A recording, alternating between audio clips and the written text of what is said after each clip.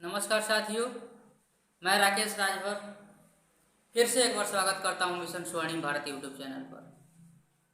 आज हम बात करेंगे कि वर्तमान समय में लोकसभा चुनाव की इस देश में तैयारियां चल रही है और तमाम राजनीतिक गठजोड़ बन रहे हैं, बिछड़ रहे हैं, अलग अलग प्रकार से उसकी समीक्षा हो रही है, विश्लेषण हो रहा है।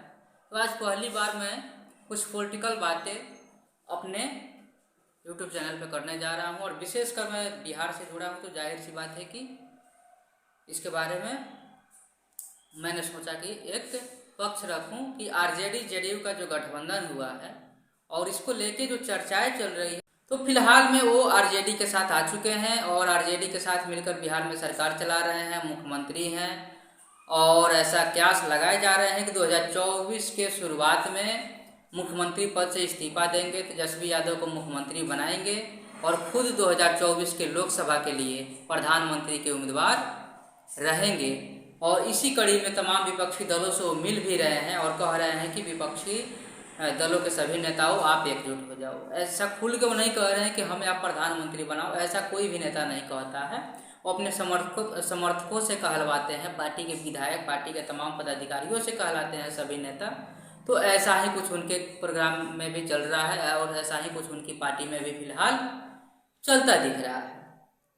तो जो लोग कह रहे हैं कि नीतीश कुमार एक क्षेत्रीय पार्टी है और किस आधार पर बन पाएंगे, तो सबसे बड़ी फैक्टर है कि बिहार जो है 40 लोकसभा सीट अपने अंतर्गत रखता है और 40 लोकसभा सीट बहुत मायने रखते हैं किसी भी राज्य के लिए। सपोज दैट अभी 303 सांसद बीजेपी के हैं, 303 में से आप 40 निकाल देंगे तो जाहिर सी बात है कि सरकार गिर जाएगी। पिछले वर्ष बीजेपी ने 282 सीटें पाई थी, बहुमत से 10 सीट जाता है और 5 साल का कार्यकाल पूरा होते होते वो 272 तक आ गई थी। तो 272 में से अगर आप 40 घटा दें तो जाहिर सी बात है कि सरकार गिर जाएगी। 40 सीट को आप नज़रअंदाज नहीं कर सकते हैं। और नीतीश कुमार के साथ प्लस पॉइंट है कि बिहार में आरजेडी जैसी मजबूत पार्टी है और उसके अलावा सपा ने भी कहीं ना कहीं ये संकेत दे दिया है कि हाँ, हम आपके अगुवाई को स्वीकार करते हैं, आपके साथ हम चुनाव लड़ने को लेकर तैयार हैं। अभी बात बीएसपी पे अटकी हुई है। बीएसपी अभी कहाँ जाएगी, किसके तरफ उसका झुकाव होगा, उसका निर्णय क्या होगा, ये बात की बात है। अगर यूपी से बीएसपी और सपा दोनों ने भी समर्थन दे दिया तो जाहिर सी बात है कि 120 सीट काफ़ी मजबूत हो जाएंगे इनके पक्ष में, नीतीश कुमार के पक्ष में। लेकिन बीएसपी का ऐसा रुझान अभी कुछ दिख नहीं रहा है।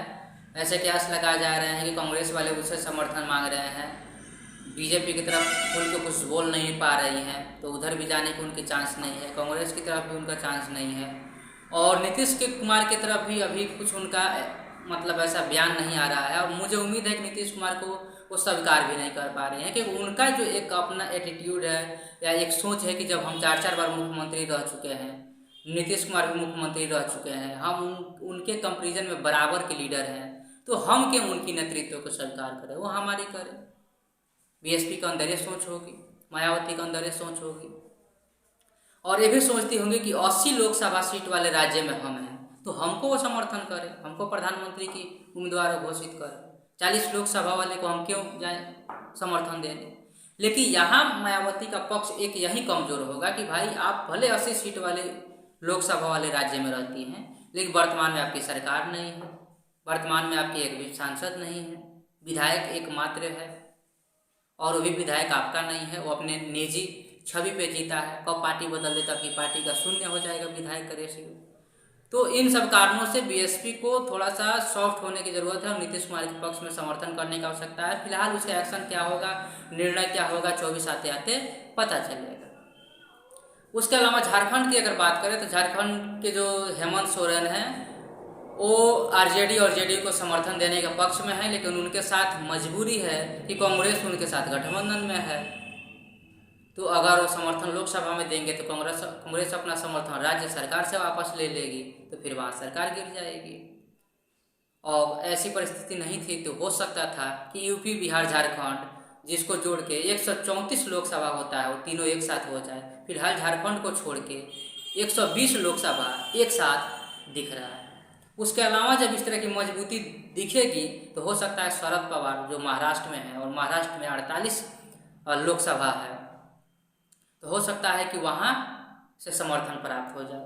या ममता बनर्जी जो अब तक खुल के नहीं बोल पा रही हैं, या उनकी भी एक इच्छा होती है कि हमको लोग समर्थन करें और हम प्रधानमंत्री बने।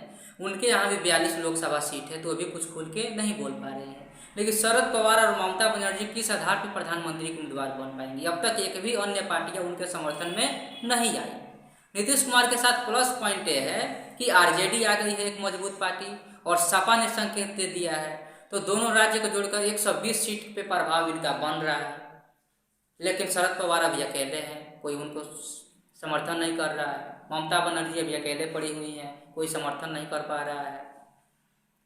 मायावती अकेले पड़ी हुई हैं, कोई उनका समर्थन नहीं कर पा रहा है। तो जाहिर सी बात है कि इन तीनों का समर्थन अगर आने वाले 6 महीना साल भर में कोई नहीं देता है तो ये ऑटोमेटिक कमजोर हो जाएंगे, और नीतीश कुमार के साथ 1-2 दल भी और जुड़ जाएं, या 1-2 राज्य से भी और समर्थन इनको मिल जाए किसी छोटी छोटी पार्टियों से, तो इनका हौसला और मजबूत होगा और माहौल एक तरह से और बनेगा। और मजबूरी में शरद पवार, ममता बनर्जी या मायावती को समर्थन देना पड़ेगा। इन तीनों को भी समर्थन अपना नीतीश कुमार के पक्ष में करना ही पड़ेगा, ऐसे अनुमान लगाए जा रहे हैं। तीसरा चीज आता है कि लेफ्ट का भी कोई मुख्य जनाधार नहीं देखा जाता है, या कोई मुख्य लड़ाई या वैसी पकड़ लोकसभा चुनाव में नहीं देखी जाती है, और वामपंथ भी अभी जो है साइलेंट पड़ा हुआ है।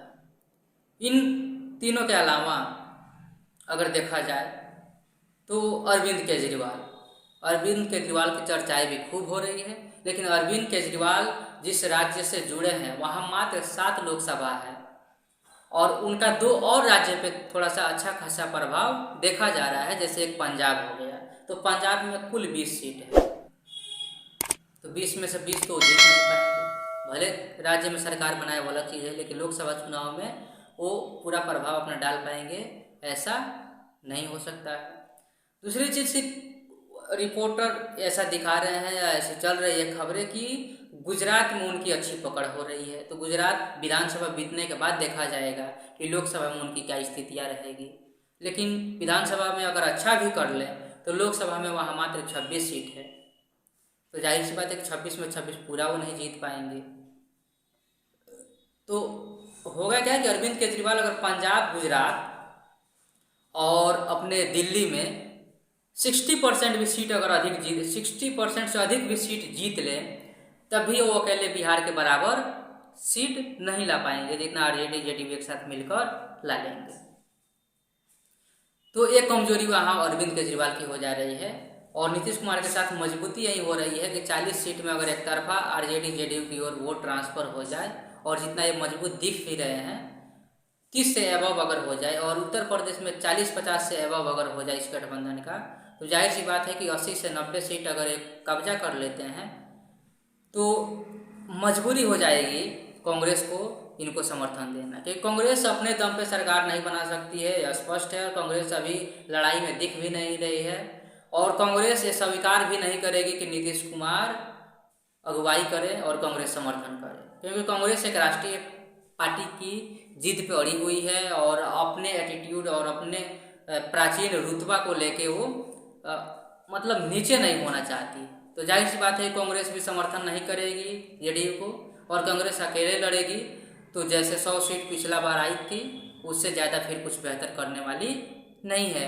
और 100 सीट पे अगर कांग्रेस निपट जाए, 70-80 सीट के आसपास अगर आरजेडी जेडीयू सपा या अन्य इसके साथ जो दल मिलने वाले हैं वो अगर ला लें, तो ये संभावना बन रही है कि मजबूरी में नीतीश कुमार को प्रधानमंत्री बनाने के लिए कांग्रेस की ओर से समर्थन मिले, या शरद पवार, ममता बनर्जी या तमाम जो छोटी छोटी पार्टियां हैं या जो वामपंथ के लोग हैं उनका समर्थन उनके तरफ आ जाए। परिस्थितियां तय करेंगे। फिलहाल में परिस्थितियों को बनाने के लिए भी एक जो सोच होनी चाहिए, जो एक सिस्टम होना चाहिए, उस पर नीतीश कुमार लगे हुए हैं। फिलहाल देखिए आगे क्या होता है। 24 की शुरुआत में या 23 के अंत में कुछ और तस्वीर साफ होगी, फिर उस पर आगे बात की जाएगी। फिलहाल के लिए नमस्कार, दीजिए मुझे इजाज़त। वीडियो अच्छी लगी हो तो आप चैनल को सब्सक्राइब करें, लाइक करें, शेयर करें।